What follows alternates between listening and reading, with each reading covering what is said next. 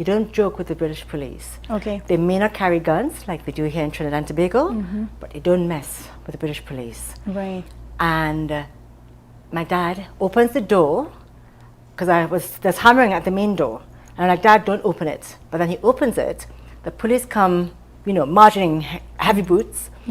And my dad proceeds to tell them, I don't know who she is. Her mother and I, my wife and I are being held here against our will. Okay. And one of the police officers took me upstairs. It was a 2-level apartment. Took me upstairs. And very fortunately, my elder sister, who also lives in London, she had put family photographs from her wedding and things like that. So he was able to see that he was with family, okay? Right. And then I called my sister who was out of the country and said, Mom and Dad are okay, however the police are here. And she then explained to him that my dad was in the care of this particular consultant. He had just been diagnosed with dementia. And, you know, it's a loving family. I have an intense question, well, maybe not intense.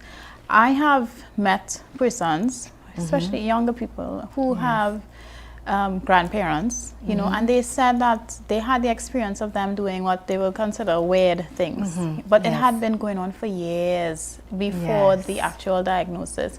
How long you would say that you would have had the experience of, you know, the paper, the garbage bag, the certain things, as you said, you didn't want to mention. How long in advance was that before there was the actual diagnosis?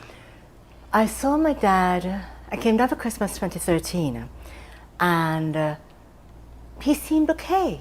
Yes, he might have repeated himself once or twice. There were comments that he made that did not seem potentially quite right. But again, dementia never crossed our minds. Yeah. Now I understand that maybe he was slowly going into it. And one of the telling points when I was away, because remember I was living away at the time, is that I'd gone back to London. My mom was diabetic, and he would be testing her blood sugar, calculating how much insulin to give her, and so on. And then I remember him saying on the phone, he was having problems calculating how much insulin to give her. My dad was an accountant. So therefore mental maths for him was natural, as breathing. And so I thought something's not quite right.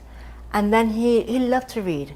He read ferociously, furiously, ferociously, and he would be saying things like, I'm reading, but I'm not remembering what I last read, like the line above.